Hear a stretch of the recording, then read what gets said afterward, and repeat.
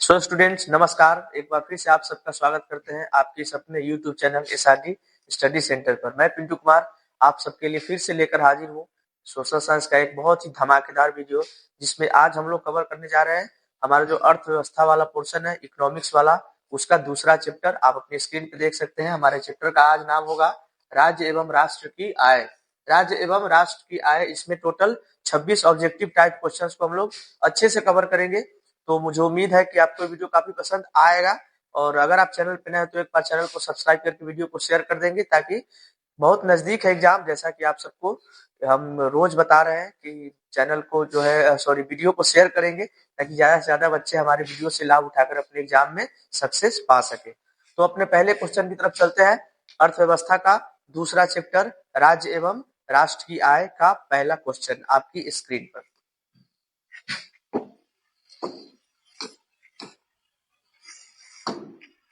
हमारा पहला क्वेश्चन है, करें कि सन 2008-9 के अनुसार भारत की औसत प्रति व्यक्ति आय है। सन 2008-9 के अनुसार भारत की औसत प्रति व्यक्ति आय पूछा जा रहा है, तो कितना था? 25,494 रुपया औसत प्रति व्यक्ति आय 2008-9 के अनुसार भारत का था। ठीक है, एक व्यक्ति का आय। ठीक है, सन 2008-9 के अनुसार। दूसरा क्वेश्चन है हमारा, दूसरा क्वेश्चन आपकी स्क्रीन पे है। कह रहा है कि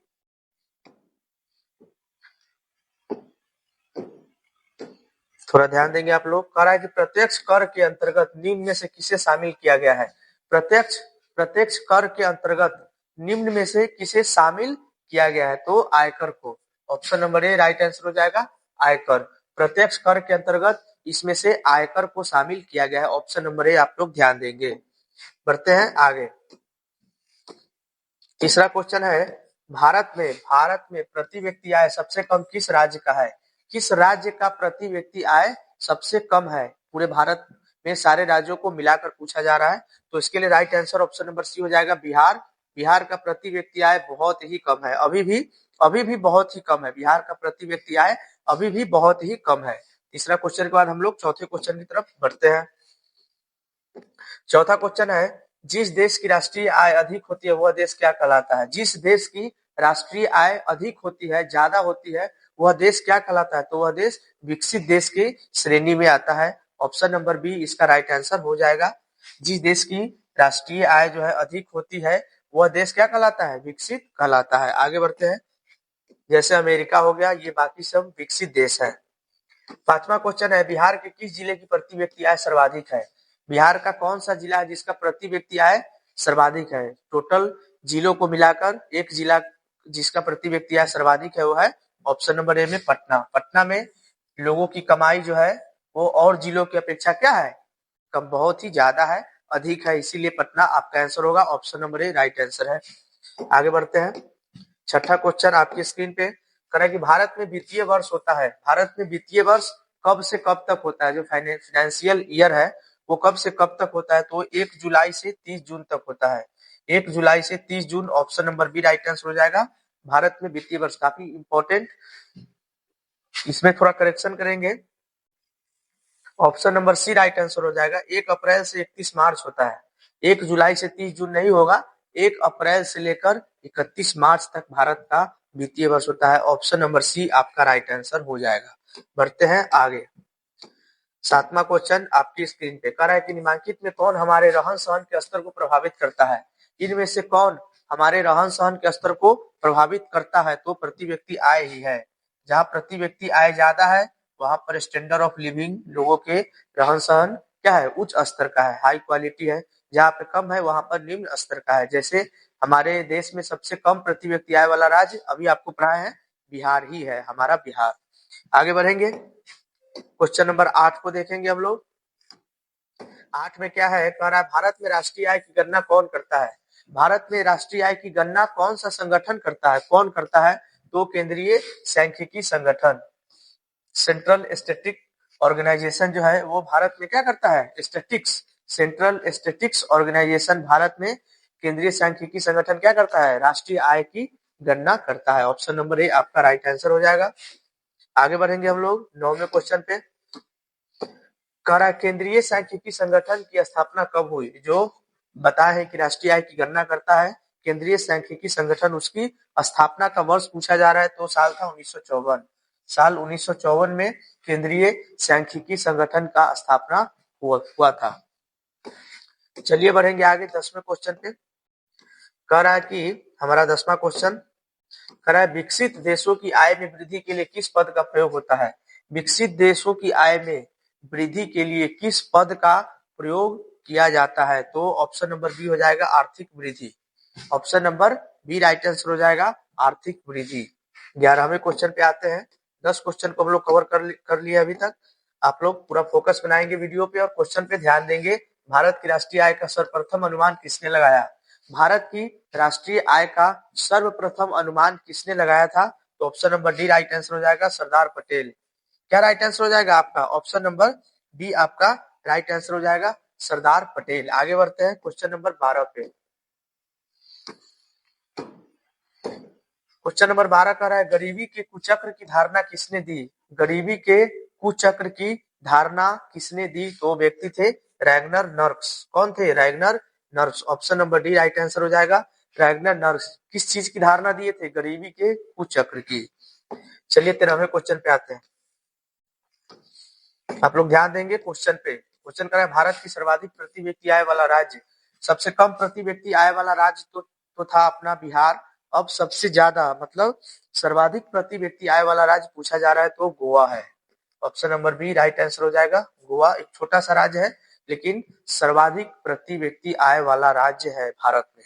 आप लोग ध्यान देंगे बढ़िया क्वेश्चन है। 14वां क्वेश्चन है कर रहा है वर्ष भर में किसी देश में अर्जित आय की कुल मात्रा को क्या कहते हैं। पूरे एक वर्ष में जो कोई भी देश अपना आय अर्जित करता है उसकी कुल मात्रा को कहा जाता है राष्ट्रीय आय। Option number C right answer हो जाएगा राष्ट्रीय आय। एक साल में की गई राष्ट्र की कुल आय को राष्ट्रीय अर्जित कुल आय को राष्ट्रीय आय कहा जाता है। क्वेश्चन नंबर 15 पे हम लोग बढ़ते हैं। कराए गरीबी रेखा निर्धारण हेतु ग्रामीण क्षेत्रों के लिए प्रति व्यक्ति प्रतिदिन न्यूनतम कितनी कैलोरी निर्धारित की गई है। गरीबी रेखा निर्धारण हेतु ग्रामीण क्षेत्रों के लिए प्रति व्यक्ति प्रतिदिन न्यूनतम कितनी कैलोरी निर्धारित की गई है। तो ऑप्शन नंबर सी ध्यान रखेंगे 2400 कैलोरी। 2400 कैलोरी जो है गरीबी रेखा निर्धारण हेतु ग्रामीण क्षेत्रों के लिए प्रतिदिन प्रति व्यक्ति के लिए जो है निर्धारित की गई है। वो एक मानक बनाया गया है।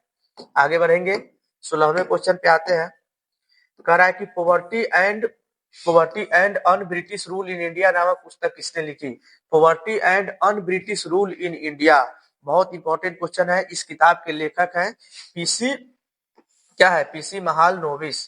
पीसी महालनोबिस ने ये किताब लिखी थी। नाम क्या था poverty and un British rule in India. Question number 16 option number B right answer है पीसी महालनोबिस।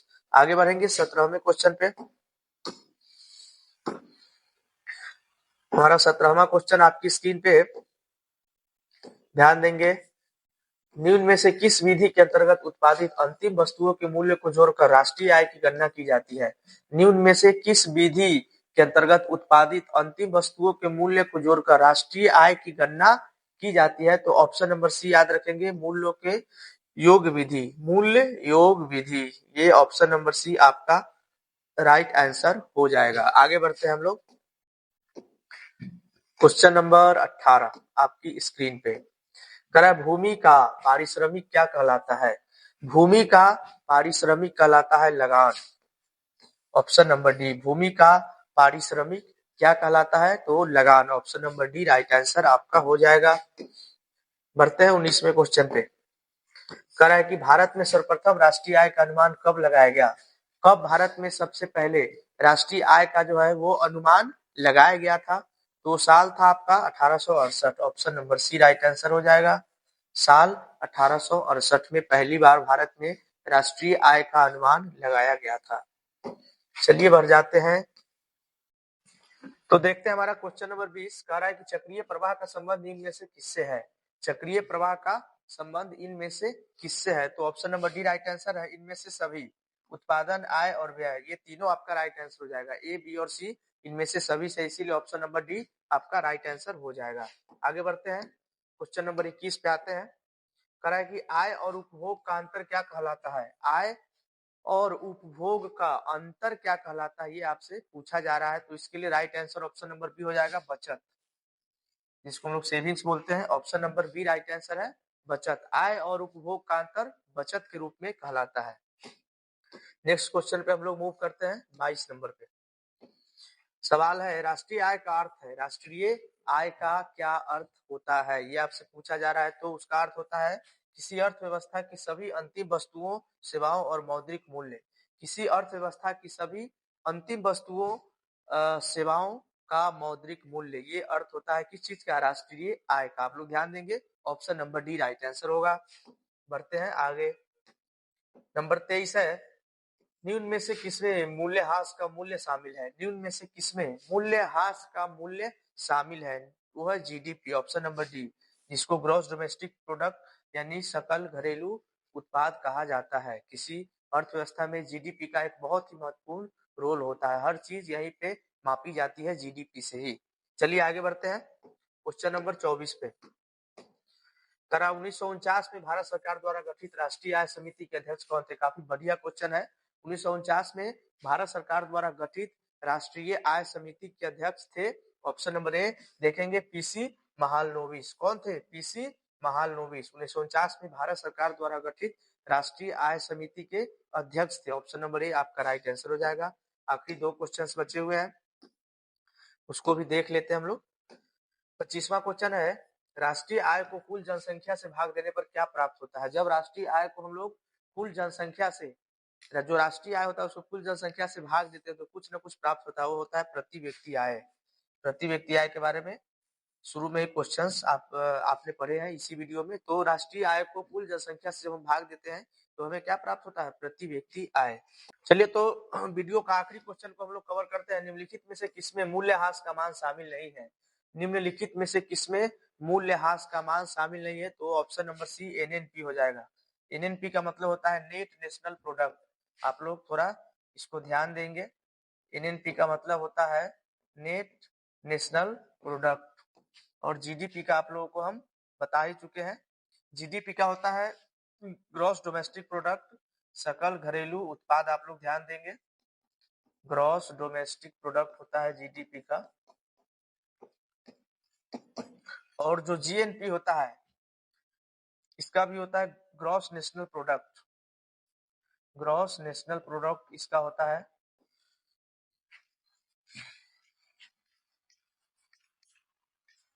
आप लोग ध्यान देंगे, जीडीपी ग्रॉस डोमेस्टिक प्रोडक्ट मतलब सकल घरेलू उत्पाद, जीएनपी ग्रॉस नेशनल प्रोडक्ट मतलब सकल जो है राष्ट्रीय उत्पाद हो जाएगा, और एनएनपी नेट नेशनल प्रोडक्ट मतलब शुद्ध राष्ट्रीय उत्पाद हो जाएगा। आप लोग ये तीनों बहुत ही अच्छा ये फुल फॉर्म है, इसको ध्यान में रखेंगे।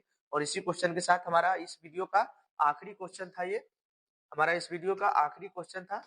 तो मुझे उम्मीद है कि आप सबको वीडियो काफी पसंद आया होगा। अगर पसंद आया तो एक बार शेयर जरूर कर देंगे। परीक्षा काफी नजदीक है और बच्चे को जरूरत है कि कोई इस तरह की वीडियो लाए और हमें मदद करे, क्योंकि हमें पता है और हमारी टीम को पता है कि हम लोग संकल्प बैच के तहत कितना अच्छे से मेहनत कर रहे हैं आप लोगों के लिए। तो थोड़ा आप लोग भी कंट्रीब्यूट करेंगे और चैनल पे नए हैं तो एक बार सब्सक्राइब जरूर कर देंगे। अर्थशास्त्र के अगले चैप्टर में हमारी और आपकी मुलाकात फिर से जरूर होगी। तब तक के लिए धन्यवाद।